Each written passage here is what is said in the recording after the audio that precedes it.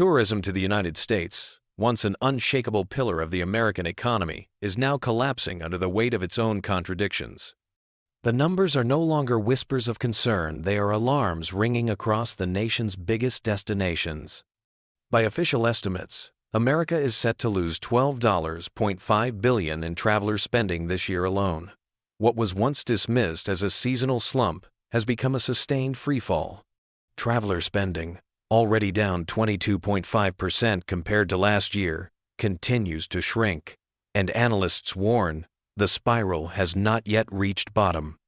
Southern Nevada, America's entertainment capital, illustrates the crisis with brutal clarity. This summer, hotel occupancy plunged nearly 15% in June, only to fall even further in July. The week ending the 5th of July delivered the sharpest decline nationwide, dragging occupancy to a fragile 66.7%. For a city engineered to thrive at near full capacity, these numbers do not simply represent a slowdown, they signal systemic failure. For thousands of workers dependent on a steady flow of tourists, from dealers on the casino floor to bartenders behind neon-lit counters, the silence of empty rooms means more than lost wages. It is the sound of survival itself slipping away. America's troubles cannot be isolated to fluctuating demand or global trends. What we are witnessing is the fallout of a deeper political and cultural climate, one that has transformed the country's reputation from aspirational to adversarial. Just 2 years ago, border horror stories dominated headlines.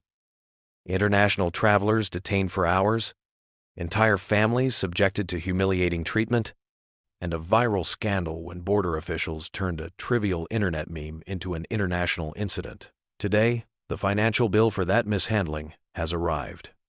Instead of recovery, America's destinations now drown in red ink. Summer 2025 was supposed to be the comeback. Convention centers forecasted record attendance. Hotels expanded capacity, preparing for the long-awaited surge of international guests. Airlines, betting on renewed wanderlust, restored routes, and added new ones. Instead, the United States stands alone as the only major economy in the world where tourism has cratered. Out of 183 countries reporting growth, America has written a different story, one of decline, distrust, and disillusionment. The data landed this week with the bluntness of a coroner's report. International arrivals to the U.S. collapsed 14% overall. Western Europe, long the backbone of inbound travel, registered a 17% drop. German visitors, once reliable big spenders, nearly vanished altogether with a stunning 30% decline.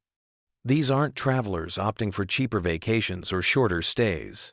They are simply disappearing from the statistics. The very markets that once kept America's tourism ecosystem alive have turned away entirely. Las Vegas, once marketed as the global playground, now drafts the obituary of American tourism.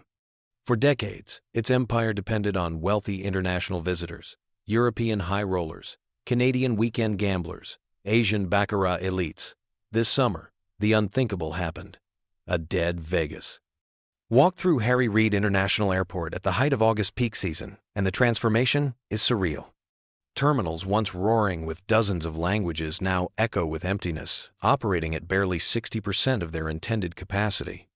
International passenger traffic alone collapsed by 41% year over year, turning bustling gates into relics of a lost era. The Strip itself bleeds desperation.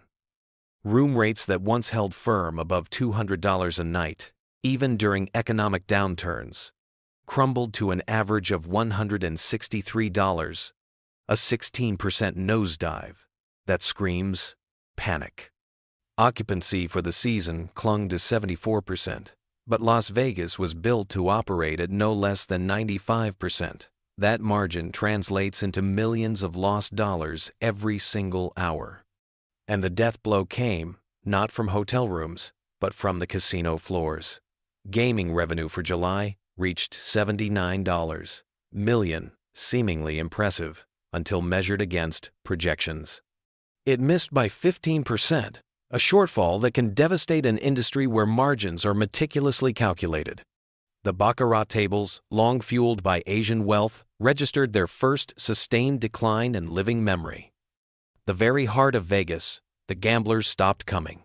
So, what exactly is America selling to the world? Caesars Entertainment CEO Tom Ree chose careful words, calling this downturn a soft summer. But behind closed doors, the tone is far darker. A finance director at a major casino confessed the reality. We're not adjusting anymore. We're restructuring for survival. This is triage. Entire operations are being consolidated, staff slashed, whole hotel floors shut down. In other words, the industry is no longer planning for a comeback. It is bracing for collapse. The tragedy extends far beyond Nevada. Hawaii, once a spiritual synonym for paradise, now grapples with purgatory. For generations, Japanese travelers have been the lifeblood of Hawaii's economy, an economic oxygen tank sustaining hotels, restaurants, and airlines. But that lifeline has collapsed. Restaurants that once brimmed with Japanese tourists now stare into emptiness. Kenji Yamamoto, owner of the once thriving Wiki restaurant in Honolulu, illustrates the devastation. He used to serve 200 Japanese visitors daily. Now he sees barely 30. They're never coming back, he says grimly, pointing to reservation books filled with white space. His cousins in Tokyo offer the cruel explanation. Why risk flying to America when Thailand or Guam offers the same beaches, safer treatment, and lower costs? Statistics confirm the anecdote. Japanese visitors to Hawaii have collapsed by more than 50% compared to pre-pandemic levels. Once busy Tokyo and Osaka flights now operate at skeleton schedules, with airlines eliminating 250 flights in just 6 months. That is not a temporary dip, that is a structural reorientation. Businesses that had defined Hawaii's identity for decades are disappearing. The sudden closure of Big City Diner after 26 years sent shockwaves through the community, symbolic of an entire ecosystem gasping for breath. The Hawaii Restaurant Association estimates 4,000 fewer industry jobs today than in 2019. Each number is not just a statistic, but a family asking if paradise is still livable when tourist dollars dry up. The collapse of American tourism is not just economic, it is symbolic. For decades, travel to the United States was a rite of passage for global families, entrepreneurs, and dreamers. It was the land of Broadway and Disneyland, of neon skylines and sunlit coasts. Today, it has become the land of suspicion, hostility, and unpredictability. And the numbers, whether in Las Vegas, Honolulu, or beyond, are forcing America to confront a truth it has avoided for too long. The world is finding alternatives, and it is not looking back.